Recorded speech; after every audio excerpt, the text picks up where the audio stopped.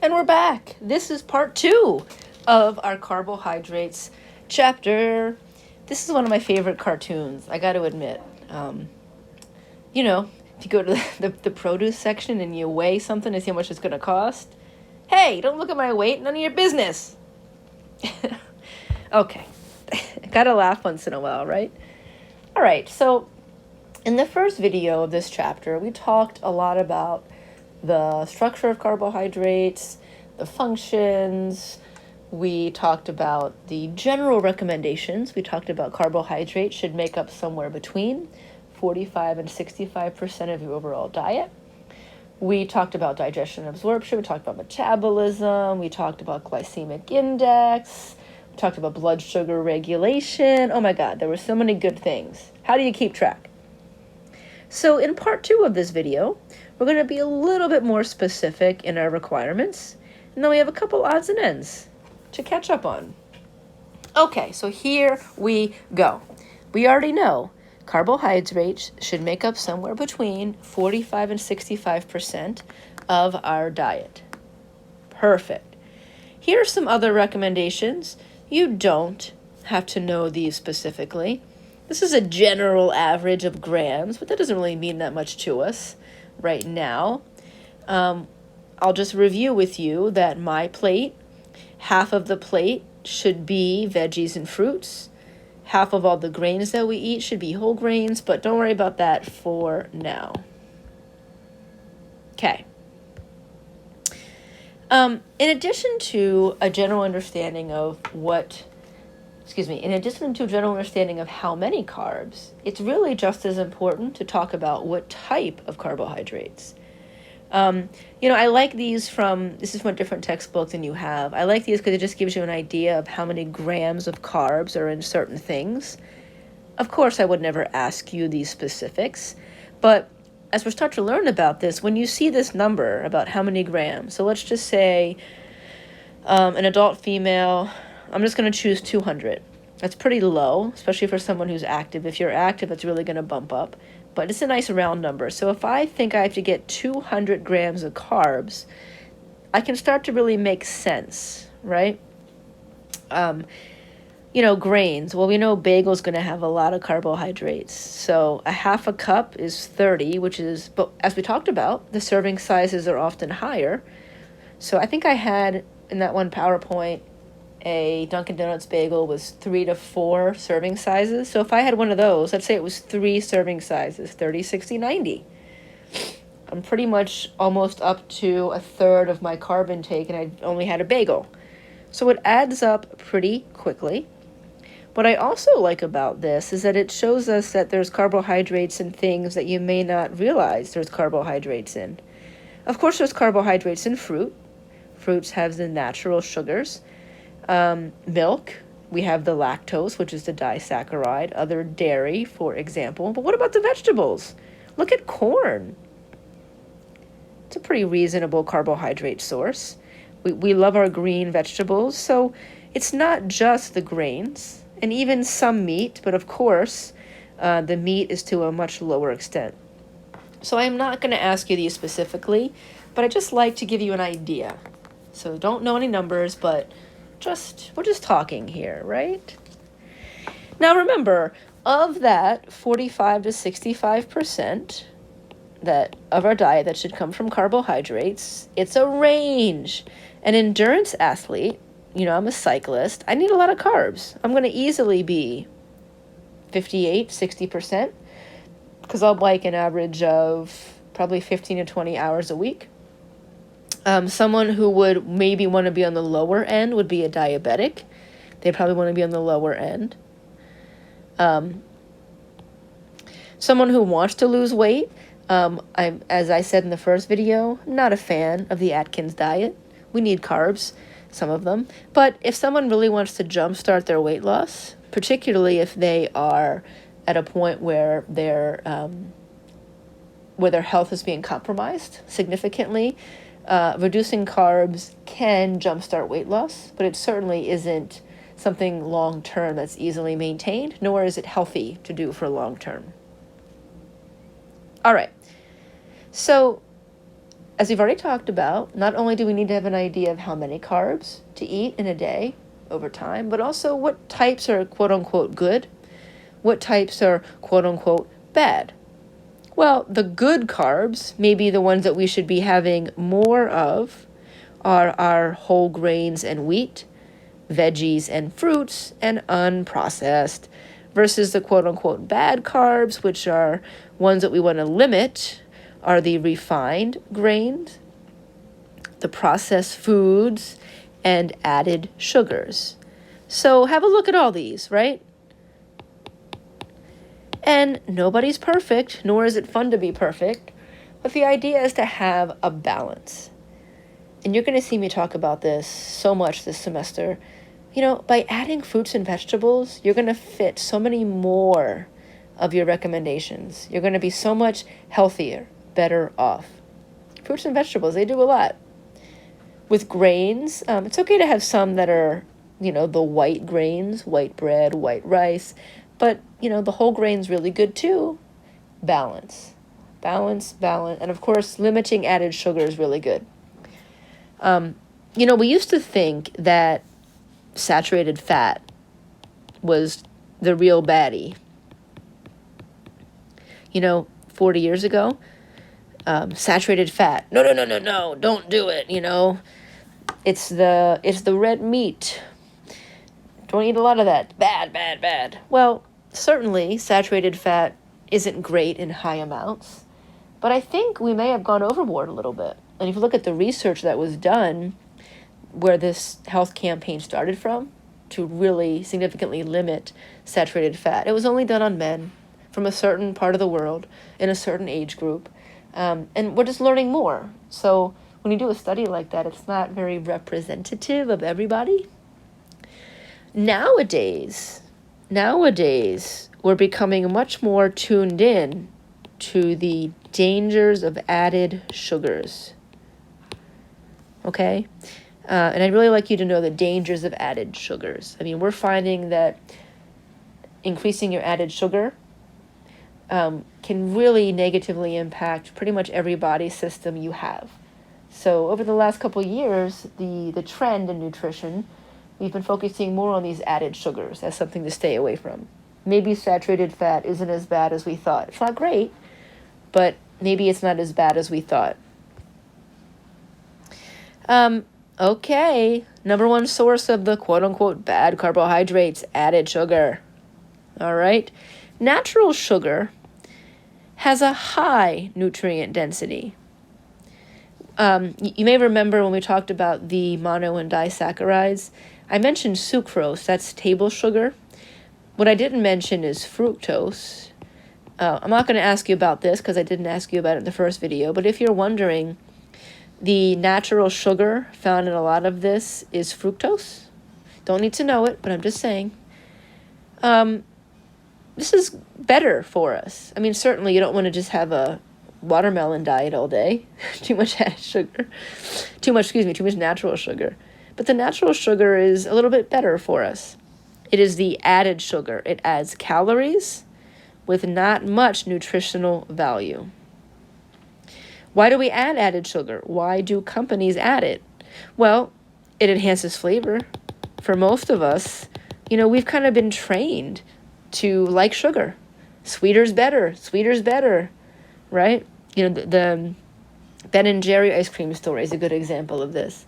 You get Haagen-Dazs or Breyers or Turkey Hill or whatever kind of ice cream. Friendly's, but Friendly's is pretty high in fat cream. The other ones I listed, they're ice cream. A lot of heavy cream. It's delicious, right?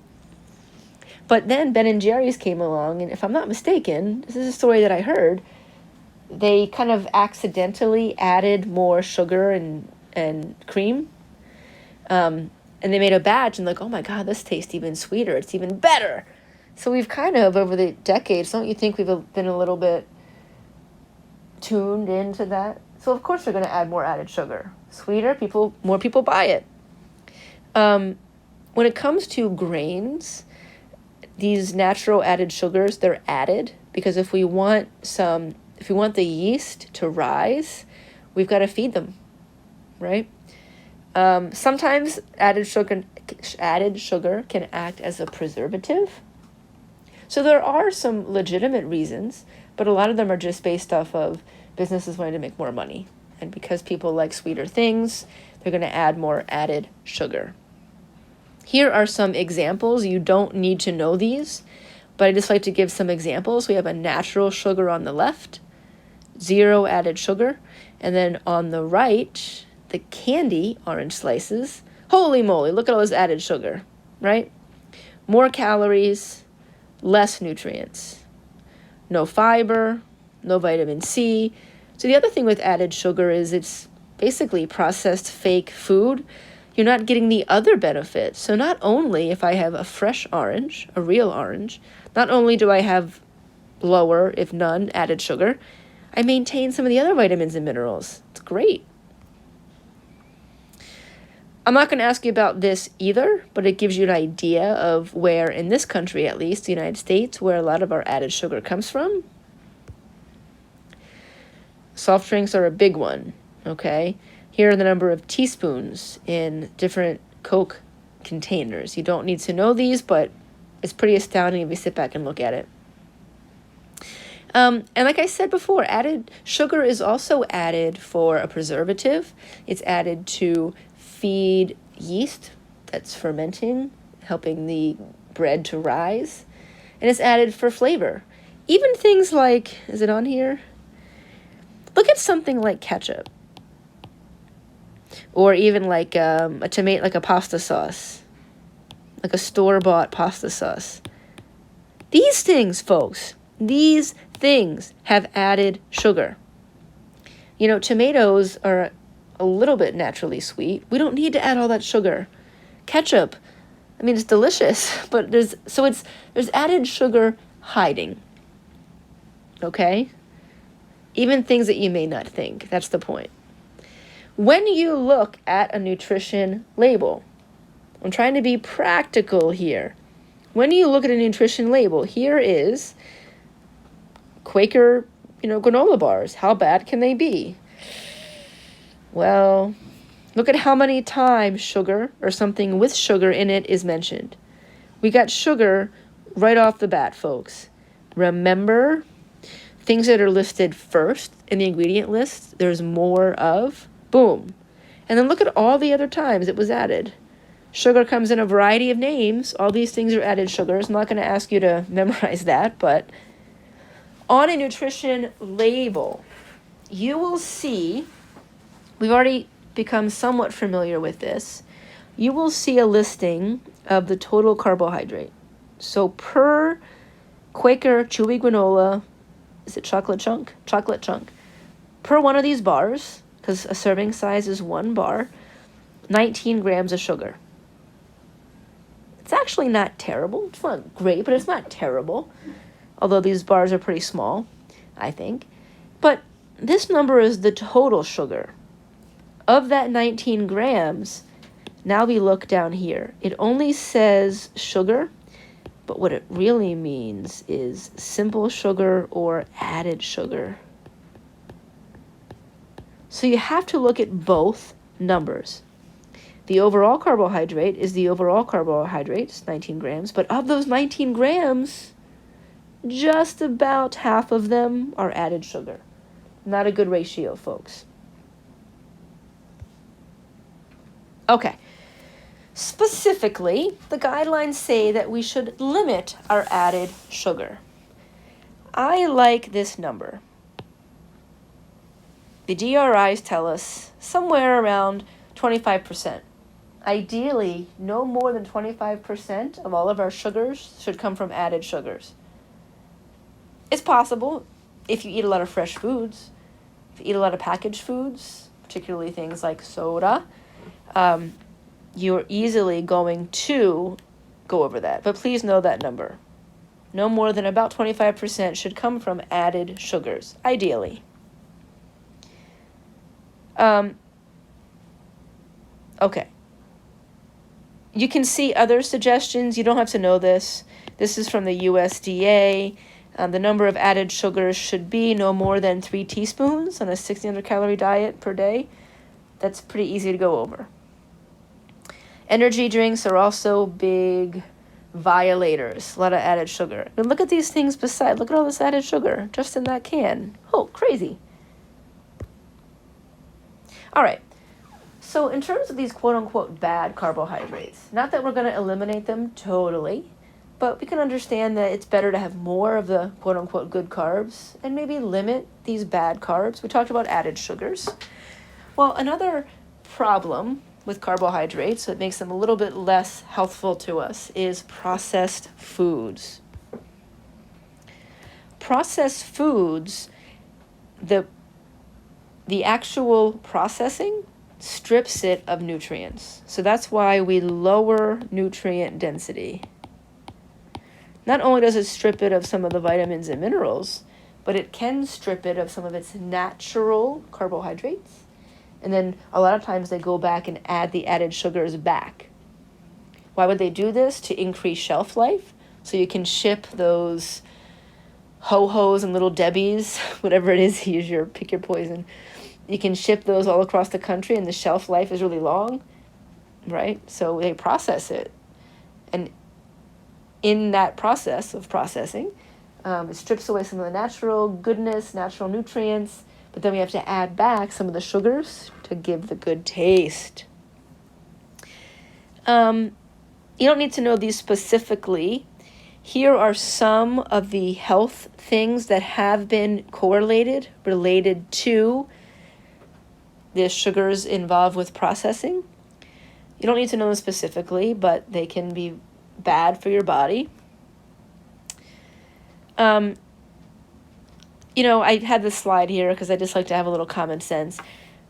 Sometimes we can be too hard on ourselves, so I'm not saying these things to beat you over the head. Avoid processed foods. Avoid completely. Don't need any added sugar. Well, in a lot of ways, in this country, with our lifestyle, with the things available to us, that's not realistic. So you also have to be kind of nice to yourself and realize, well, the world that we live in right now, work all the time, do this, do that, not as much time to cook healthy things. They sometimes are more expensive in the grocery store. If we are forced to get something quick, there's less options that are more healthy. So it is harder, but that doesn't mean that we can't do better. All right, so again, we're continuing with our odds and ends. Another odd and end I'd like to talk about is added sugars. I'm going to give you a whole lot of information about added sugars.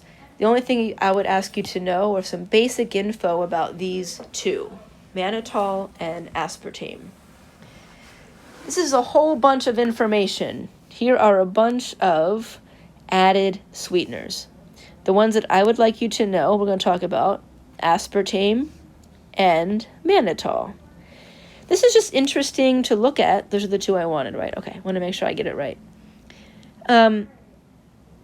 Sometimes maybe the best thing is just to add good old-fashioned table sugar.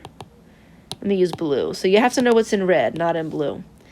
Sometimes it's just good to add good old-fashioned sucrose, but people don't like it because it doesn't sweeten things as much. So look, as we go down the list here, pretty much all of these are sweeter than sucrose. So if people like sweet things, let's give them more of it. So look at mannitol. Well, actually, mannitol isn't quite as sweet. Let's start with aspartame. 200% sweeter. I'm not going to ask you that number, but I'm just making a point. Aspartame is in things like Equal, NutraSweet. So I'm putting in red what I'd like you to know. Aspartame is found in things like NutraSweet or Equal. These are considered to be a calorie-free sweetener. And what we're going to find out is if something is quote-unquote calorie-free, it may be less calories, but it probably has more added sugar. To take away the calories, we probably have to add a little something extra to give it some flavor and still make it taste good. I mean, some of these are really, really bad. Look at the neotame at the bottom. And this is an older table, so things are always changing. All right, we've obviously been eating more sugar as time goes on, of course. So let's talk about some specifics. Mannitol is something that's found in jams and chewing gum. It is also used as a medication. It's a type of diuretic which makes you pee more, which can help reduce fluid overload, effusion, things like that. This type of sweetener is sweet, but it has a cooling effect as well. Think about chewing gum, which is pretty cool. I'm just giving you some common examples. And then aspartame, I already told you, equal NutraSweet, also in cereals. I mean, cereals are really sweet, folks, really sweet. It's sweeter than sucrose. That's why we like it. But you don't need as much to get the effect. So if you want a low calorie, it's not good for the label to get people to buy it. A low calorie sugar substitute. You have something much more powerful, so you don't need as much of it. A lot of these things do have some poor health outcomes that have been associated with them. So, a lot of conditions may be made worse. We can't say that they necessarily cause them, even though they might. We don't have that evidence yet, but they certainly make these things worse. Is this really working? Well, added sugars are bad, so we'll just go with sugar substitute. We've tripled the number of artificial sweeteners we use, but obesity has also gone up. So I don't think that thus far our experiment into using added sugars has made obesity go down, because it hasn't. All right. We spent a lot of our time so far talking about the carbohydrates that you're more familiar with. The grains, the pastas, the potatoes, those sorts of things. Well, now I want to switch gear, talk about some of the other complex carbs. We mentioned glycogen, stored form of sugar in the skeletal muscles and liver. But what about the other two polysaccharides, starches and fiber? Okay, let's talk about starch. Starch is a long chain of glucose, which, in other words, we already know. Starch is a polysaccharide. Where do we get it from? Grains, potatoes, we know that, right? Energy, great energy source. It can give us energy that lasts a little bit longer than our simple sugars. There are no specific requirements for starch. Starches can be quote-unquote good or quote-unquote bad. Let's look at a regular white potato versus a sweet potato. White potatoes have more of the white grains to it, characteristics, versus a sweet potato is a little bit lower in calories, lower in some of those otherwise white grain categories. So again, it's best to have a mix. You don't want to have potato au gratin. Is that a thing anymore? I mean, potatoes and cheese is pretty good. You don't want to have a baked potato all the time. Sometimes have a sweet potato. Sometimes mix it up with some vegetables. Get some carbohydrates that way. So no specific requirements other than to mix things up. Moderation, some of the good and some of the bad. Hopefully more good than bad. Fiber. Fiber is, again, another polysaccharide we already talked about. Assist in moving things through the GI tract. As a result, can help reduce cholesterol, risk of diabetes. We basically get better plumbing. If you think your GI tract is a set of pipes, if I have something to help move things through it, it's going to keep the pipes clean. We like that. A lot of times, people who wish to lose weight can focus on having more fiber. You got to be careful, but they can focus on having more fiber. They would want to do some fiber-rich foods, but not too much. Because it could, if you have too much, it could disrupt your GI tract. You can read about this, although it won't be on the test. All right. I would like you to know about some of these DRIs. Every once in a while, I throw in something like this. For fiber, adults are recommended to have usually between 20 and 40 grams through a day. You can see here breaking it up by gender and age. Most Americans only get about 15 grams, so they're falling short. But know this range. Most people could stand to have more fiber in their diet. Here are some fiber sources. A lot of grains. Even in some fruits. You wouldn't think of that, but even in some fruits. I mean, come on. Broccoli is pretty much good for everything. We're going to find out. Broccoli is like a superfood. These are some other things. You don't have to know them. In case you're wondering, some other recommendations. Half of your overall grain intake should be fiber. Starchy vegetables contain more fiber. Okay. Extra stuff, but you don't need to know it. Now, I've talked about whole grain foods, like a white bleached grain. What are we talking about? Grain. So when you look at a carbohydrate, a grain in the fields, in the farms, might look like this initially. But of course, there's got to be some processing. Now, don't think that the word processing is bad automatically. Everything has to come up from the ground. It has to go through a little bit, usually, of some sort of process.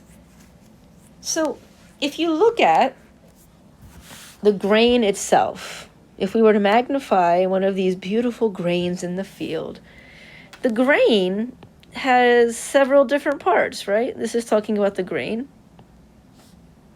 It's my grain. How'd I do? A whole grain food. The reason why whole grain bread, the reason why it's called whole grain is because when the food is processed, all parts of the grain are used. This is used, this is used, this is used. That is better. By using all parts of the grain, you are getting more nutrient value in a good way. A refined grain, they take away this one, they take away this one, and they only use this inner part. You don't have to know the specific parts, but specifically something that's whole grain is called whole grain because they use the whole grain, which just means you keep more of the nutrients. Refined and enriched, we go back to our original definitions of this from, was it chapter 2? Refined means that some of the parts of the grains are lost. Enriched means some of the things are lost, but they add back some. Okay. Don't get too specific on that. Now that I think about it, let's just keep it simple.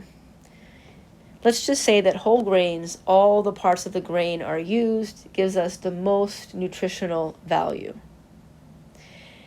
Did you catch that? Wheat doesn't necessarily mean any better than white. So wheat is different from whole grain. Wheat could basically be white bread in a light brown color. So I'm just pointing that out. To get the best nutrient value, whole grain. Sometimes wheat is better than white, not always. But you know what's always better than white bread? Whole grain. All right, folks, good job. Spend some time with this. I am here if you have questions.